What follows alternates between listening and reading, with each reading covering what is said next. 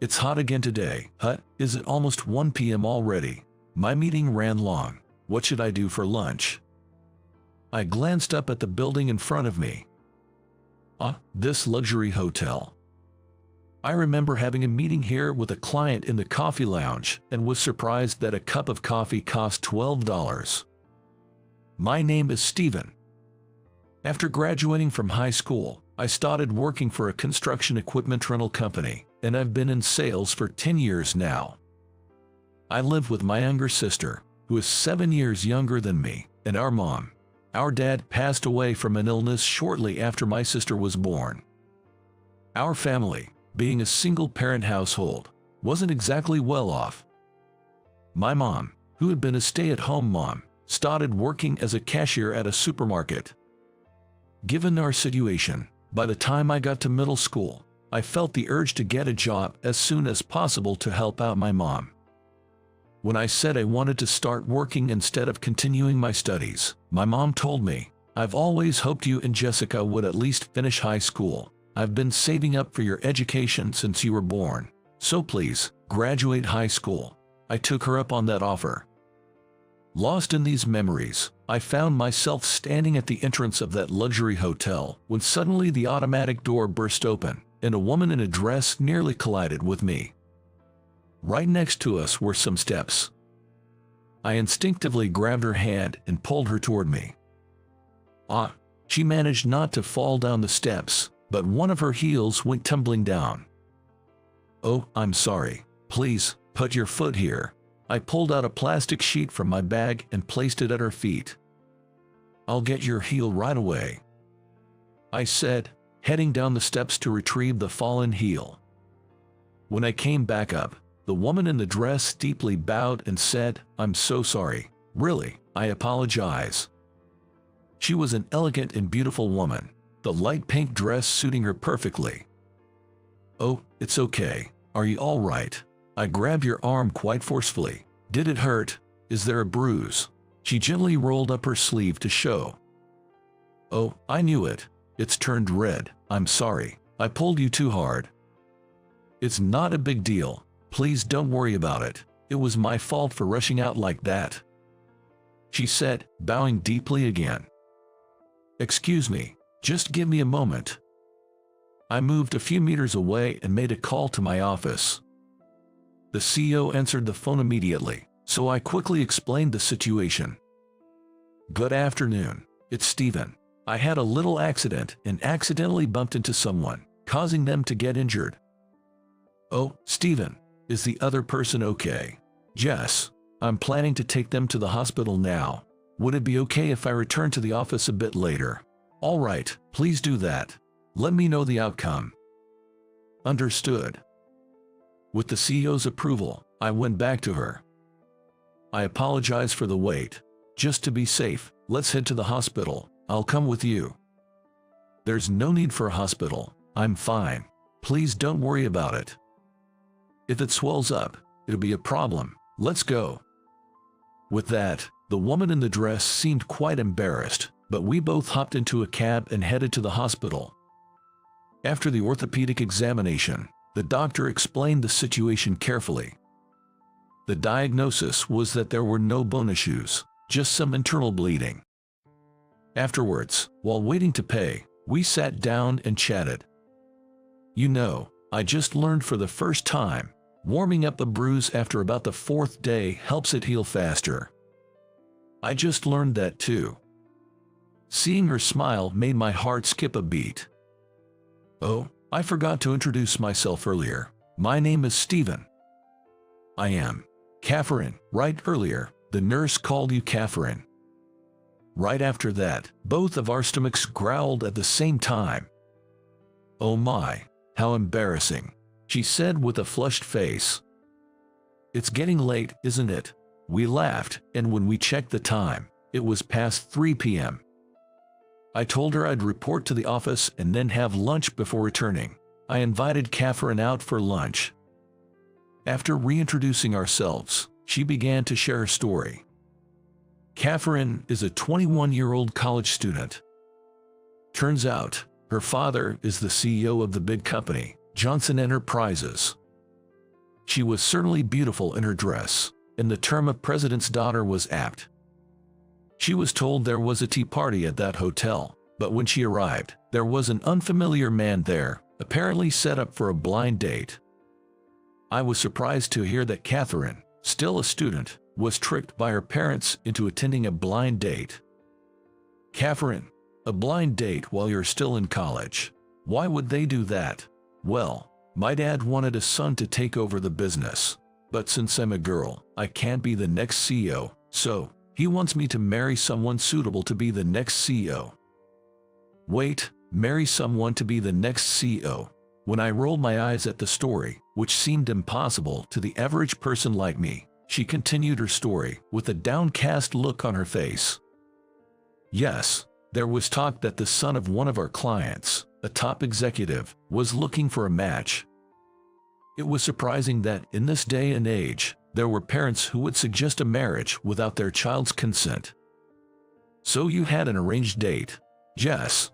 After our parents exchanged pleasantries and brief introductions, they left, and after dinner, he suddenly mentioned he had booked a room upstairs in the hotel. I felt he was trying to take me there. What? That's outrageous. Yes, I was scared and ran away. When I hastily went outside, I bumped into you. I'm really sorry. Well, that's just rude and terrible. You must have had a tough time. Her face turned into a mix of worry and sadness. You know, I have a younger sister, about 7 years younger. If I ever told her to go on an arranged date, she'd probably slap me and tell me to get real. Hearing that, she burst into laughter. What a radiant smile she has. I felt my heart race again. Later, we exchanged contact information and parted ways. When I got home, I told my sister, Jessica, about the day's events. What? Seriously? An arranged date without even asking her? Who does that nowadays? That's unbelievable. Totally unacceptable, she said, clearly upset as if it had happened to her. The next day, I received an email saying she had been severely scolded by her parents upon her return home. After that incident, I heard that Catherine got a pretty serious talking to when she got home. Why? She didn't do anything wrong. It's absurd she got scolded.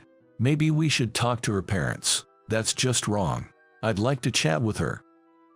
Maybe, it might be nosy, but perhaps we should give her some advice. Maybe it's fate that we met. While pondering this, I received a message from her, wanting to thank me. The following weekend, when she invited me for a meal and I told her it was Jessica's birthday and we were planning a big get-together at my place, she asked, would it be alright if I stopped by? So, I decided to invite Catherine over to my house.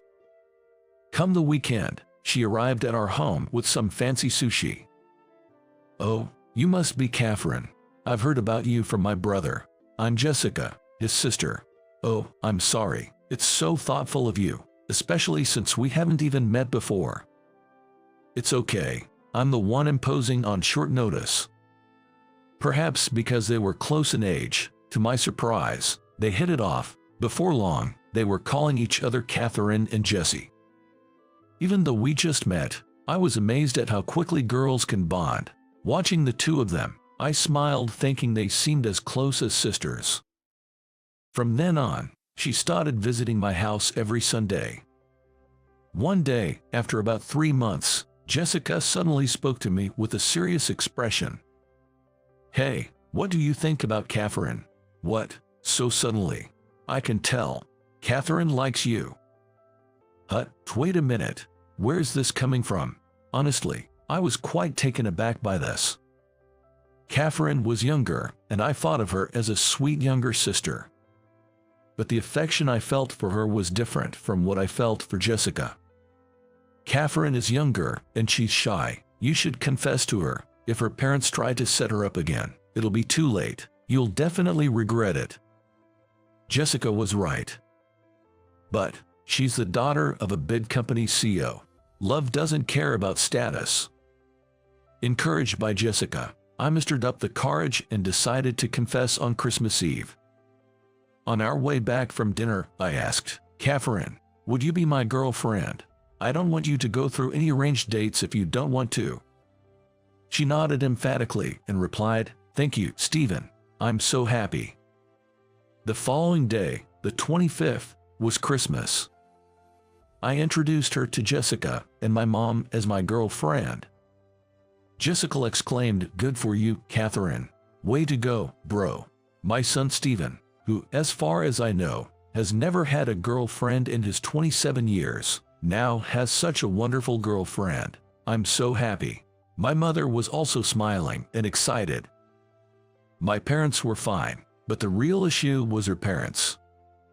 As the end of the year approached, and I pondered when to greet them, I learned her father was looking for another potential match for her, so I braced myself to meet her parents during the holiday. I visited her house on New Year's Day. I was ushered into the living room, where I said, "Hello, my name is Stephen," and handed them a gift. Her father gestured for me to sit on the couch, and I took a seat. "I have been dating Catherine since last month. My name is Stephen. I am here today to inform and greet you about this."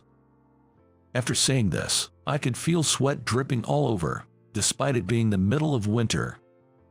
Suddenly, her mother said, "Well, I'm well aware. Catherine has been visiting your home frequently since last September, and I know about your family too. Of course, I've already looked into you as well." "Mom, I didn't ask about any of that. Why did you go snooping around?" Catherine exclaimed loudly in surprise. Her mother gave Catherine a stern look. "It's only natural to be concerned about my only daughter." "That's a whole different issue." Catherine seemed to bite her lip as if she had more to say. "Well, in that case, I'll skip the introductions. I'd like to continue seeing Catherine seriously. That's why I took the time to come here today." Her mother frowned slightly and said, "You're aware that Catherine is the daughter of the CEO, right? Your family is just your mother and younger sister, I believe. From a not-so-wealthy household. You didn't go to college, and you work at a pretty small company. Didn't you think you might be out of your league?" Indeed, I was at a loss for words. While I was searching for a reply, Catherine glared at her mother again. "Mom, that's incredibly rude." "Rude? I'm just stating the facts." Catherine and her mother argued, while her father just watched. "Well, you're right. Since my father passed away when I was in elementary school, my mother worked part-time jobs she wasn't used to support my sister and me. I wanted to start working as soon as possible to help out, so I never considered going to college. It's also true that the company I work for is small compared to the one where her father owns." After he said this, her father chimed in. "You seem to be more than what I heard from Mr. Johnson." "Hut, Mr. Johnson? Why is my CEO's name coming out of her father's mouth?" As I wondered, the conversation continued. "I've heard you've been with Johnson Rentals for 10 years and have always been an outstanding salesman. You've studied for and obtained several certifications that would be beneficial for the job even without being told by your boss. Did you also research my wife and my preferences for the gift you brought today? Mr. Johnson has been bragging about you. He said there hasn't been a new employee more dedicated and polite than you in the past decade." Turns out, her father is an old friend of Mr. Johnson, the CEO of the company I work for. After checking into me with a private investigator, he found out I was an employee at his friend and business partner, Mr. Johnson's company, and asked about me. "You're friends with the CEO, but I might be a bit overrated." When I said that, her father stared intently at my face and responded, "With my daughter's temperament, it's just too much for her to take on the role of CEO. She's gentle and doesn't have the nature to lead or be above others. But I don't have much time left. Therefore, I've been thinking of finding a suitable son-in-law to entrust the company to. However, there are just too many unsuitable men out there, and it's been a real challenge." Hearing this wasn't only a shock to me.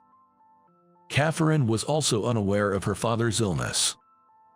"Dad, is it a serious illness?" "It seems to be a brain tumor. It's in a tricky location. They say if it's short, maybe a year. If long, just a few years." "Oh no." As she spoke, tears welled up in her eyes.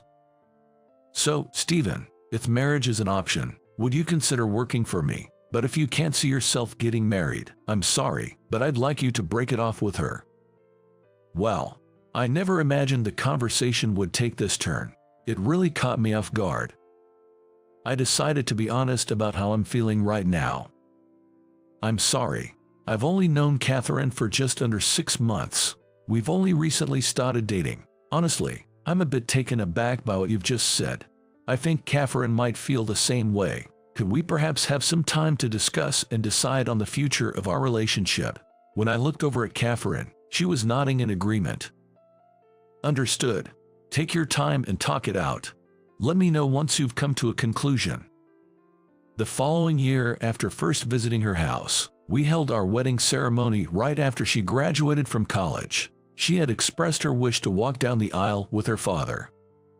While my mother-in-law, who had hoped her daughter would marry a college-educated elite, still occasionally makes snide remarks towards me, I believe I've slowly built a trust with her father. After a while, at the strong request of my father-in-law, I transferred to Mitchell Corporation. His company deals with the production of temporary and construction materials. Having had prior knowledge about the products, I am currently being trained by the CEO's secretary, Karen, to learn the ropes of the secretary job. For Catherine's sake, for my mother-in-law's sake, and for the sake of the company, I truly hope my father-in-law lives a long, healthy life. With that in mind, I've been working hard every day to support and contribute to their lives and the company. Every morning from Monday to Friday, I'm swayed by packed commuter trains. Commuting by train is tough. It would probably be easier if your home was close to a starting station, or if your workplace was in the opposite direction and you could get a seat. But my commute is on one of the most congested sections in the US, comparable to some major cities. When boarding, unless the station staff pushes you in, not everyone in line can get on. Once the train starts moving, it's truly jam-packed. People are squeezed tightly from all sides, to the point where you can fall asleep standing up without falling over. You can't even read a book or look at your cell phone. It's like you're just cargo being transported. Every day, during this torturous time of waiting for the train to get to the transfer station, I felt mentally and physically drained. My name is Jake. I'm 39 years old. I'm just a regular Joe working for a small company. That day, I had once again become cargo swayed by the packed train. But something different happened that day. I noticed a woman standing in front of me, covering her mouth with a pale face. She looked like a businesswoman in her 40s, wearing a suit. I watched her anxiously, wondering if she might throw up, and she was sweating and had her eyes closed, but suddenly she leaned and collapsed onto my shoulder. Surprised, I spoke to her. "Ma'am, are you okay?" She covered her mouth with a handkerchief and said, "I'm sorry, I'm feeling sick." I quickly shouted to those seated nearby, "Excuse me, there's someone feeling unwell here. Can anyone offer their seat?" The crowd made some space, allowing us to get closer to the seats. A young woman stood up and offered her seat, saying, "Here you go." "Thank you." Supporting the unsteady woman, I led her to the seat. I had her sit down and asked, "Do you need an ambulance?" She replied, "No need for that. I just need to take some medicine and rest a bit. Thank you." She took a pill from her purse. In a split second, I took out a bottle from my bag. "It's tea, but please have some if you'd like. I haven't taken a sip yet." She hesitated for a moment, then said, "Thank you," and drank some of the tea. Later, she tried to get off at the next station. I thought it might be dangerous if she got dizzy and fell on the platform. So, I supported her and got off the train with her. Then I made her sit on a bench. When I asked her, "What will you do now?" she answered in a weak voice, "I'll rest for a while and then catch a taxi home. I'm sorry for troubling you so much." The now slightly better-looking woman bowed her head to me in gratitude. No, please don't worry about it. I just did what anyone would do. But you're on your way to work, right? Is your job going to be okay? Hearing her voice filled with concern, it suddenly hit me. Oh no, I have an important meeting first thing this morning. I quickly checked the time and realized I wouldn't make it even if I caught the next train. Oh, shoot. I need to hurry to the office. It was my fault for leaving home during a time when a single train delay would make me late. Yet, part of the reason was that I was out drinking late last night entertaining clients, not returning home until the early morning hours. I usually arrive at work half an hour earlier than everyone else arrives to clean around my desk and get ready for the start of work, but this morning the desire to sleep in just a little longer won out. Still, I was late because I was helping someone out. If I explained the situation, they'd probably understand. That's what I was hoping. Anyway, I better get going then. With that, I started to move away from the woman. However, she said, "Wait, please. I'm sorry, but could I get your contact information to thank you later?" "No need for that. There's no need to go out of your way." I waved my hand dismissively in front of my face. "But," she started to say just as the next train pulled into the platform. I need to go. Take care." With that, I hopped onto the train through its open doors. When I arrived at the office, the meeting had already begun. "Good morning. Sorry I'm late." "You're late, Jake. What were you doing?" But the manager, Roger, didn't believe me. "I'm sorry. There was someone on the train who fainted. I was helping her out, and it made me late." I recounted the events exactly as they happened. But Roger didn't believe me. "Don't lie. Even if you pretend to be the good guy, there's no proof. If the train was delayed, there'd be a delay notice. But helping someone, there's no way to prove you really did that. Without proof, I can't trust you." "Come on. How could I possibly have proof?" "Figures. Coming up with such an obvious lie. You really are a simple thinker, aren't you? Drop out." He began berating me. "I can't believe you'd come up with something like that. Trying to play hero. A guy like you. It doesn't suit you at all. Why can't you understand that?" "Yes, I dropped out of high school and started working in a factory, then switched to this company 3 years ago." From Roger's point of view, a graduate of a prestigious university, I was probably nothing more than a lowly worker. But the reason I dropped out was due to family circumstances. It felt unfair to be ridiculed for helping someone. While I enjoy my job, I've always hated Roger, who constantly looked down on me. Not just for belittling remarks, but also for petty harassment and even stealing the credit for my sales accomplishments. Despite knowing I come in early every morning, he'd mockingly comment, "Must be because you're inefficient and need the extra time. What a pity." It seemed like he genuinely enjoyed belittling others. Even after he said there was an important meeting today and that I shouldn't be late, he paused it just to chew me out. This man was truly something else. The rest of the team just watched in silence. Being ridiculed in front of everyone was embarrassing and it felt terrible.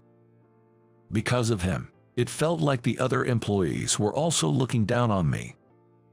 They might even be mocking me behind my back. It's all his fault. If only he wasn't here, work would be so much more enjoyable. That's what I always thought. 10 days later, the company hosted its anniversary party. This party is held every 5 years. Everyone from the CEO down to the employees has to attend. Plus, married attendees are required to bring their partners.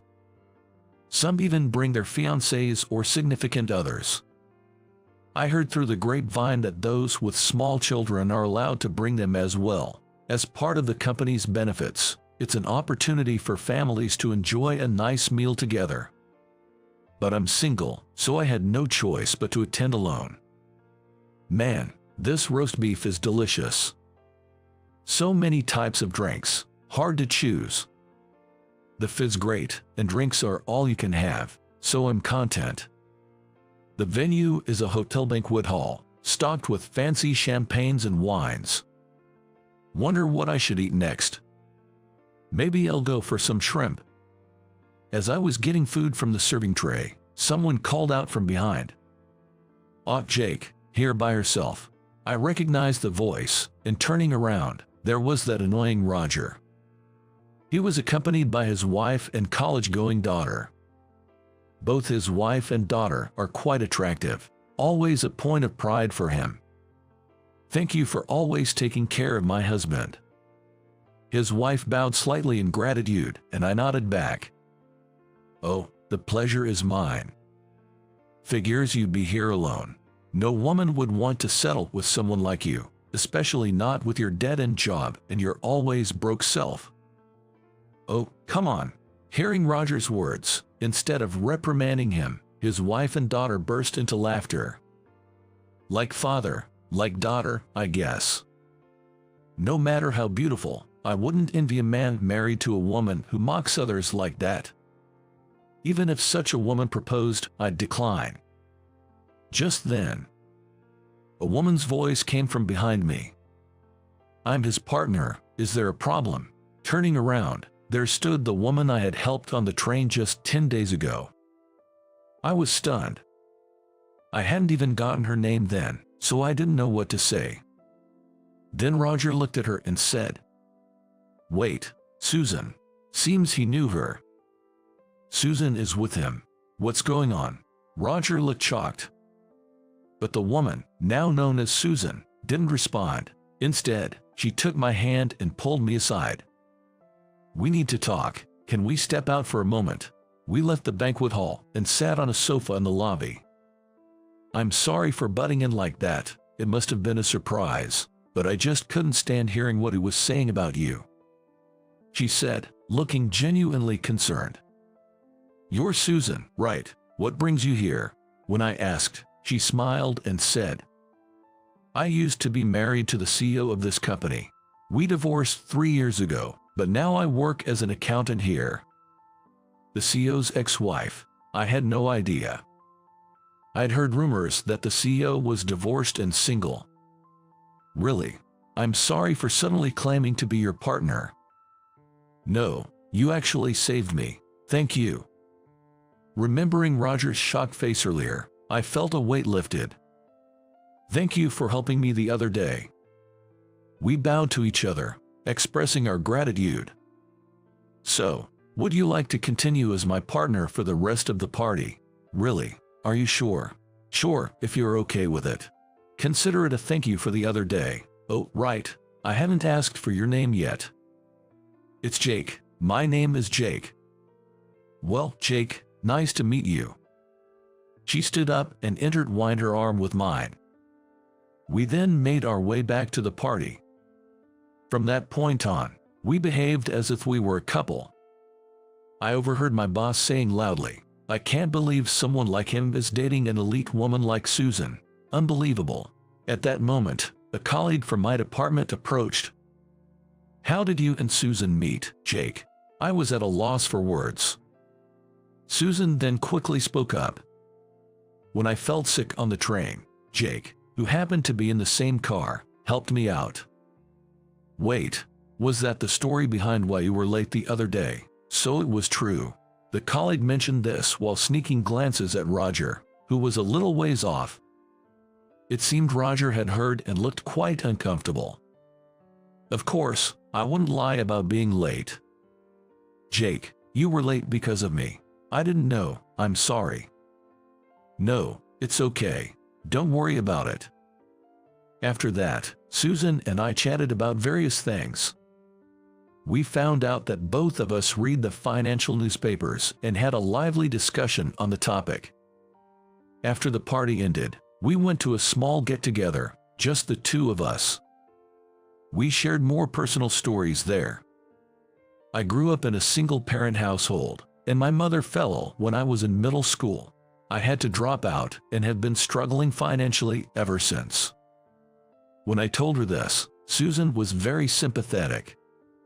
Though she graduated from a top-tier university, she never looked down on others. She praised me for working hard despite my circumstances. She never boasted about her education or income and treated everyone equally. I genuinely admired that about her. I've been meaning to ask, Susan, do you have any health issues? I had always wondered why she fainted on the train that day. I hope she's okay. No, I just wasn't feeling well that day. I don't have any chronic illnesses. She said this cheerfully. I felt relieved to hear it. She also shared why she divorced her ex-husband, the CEO. He had been unfaithful multiple times. Fed up with the constant affairs, she said that she initiated the breakup. The CEO got custody of their high school-aged son, while Susan got custody of their middle school-aged daughter. The daughter said she was spending the night at a friend's house and didn't come to the party. I can't believe someone would cheat on a wonderful woman like you. I swear I'd never do something like that, I blurted out, perhaps a bit tipsy. But it was how I genuinely felt. She smiled warmly. This evening set the stage for Susan and me to meet more often. Later, I heard that Roger got into hot water with the CEO for mocking me for being single at the party. Makes sense. The CEO himself was once divorced and single. Turns out, he also started his business right after dropping out of middle school. Someone had reported Roger's inappropriate comments and the CEO was livid. Whether that was the reason or not, he was soon transferred to a branch office in Texas, known for its strict management. He's probably having a tough time there. Our department became much more pleasant to work in without his negative influence. After that, I was always nervous about what the boss would say if he found out I was with Susan at the party. However, when I passed him the other day, he said, "Hey, take care of Susan," and gave me a friendly slap on the shoulder. In a way, I was impressed by his magnanimity. Fast forward 6 months. I mustered up the courage to ask Susan out formally, and to my delight, she happily agreed. She introduced me to her middle school-aged daughter, who turned out to be such a well-behaved, cheerful girl, and she was supportive of our relationship. I never thought at my age I'd be dating such a wonderful woman. I'm even thinking about proposing next year. Before meeting her, I had given up on marriage and having kids. But now, I might suddenly have a lovely wife and a wonderful daughter in my life. I can't help but daydream about our married life together. For now, I want to cherish every moment with Susan and deepen our bond.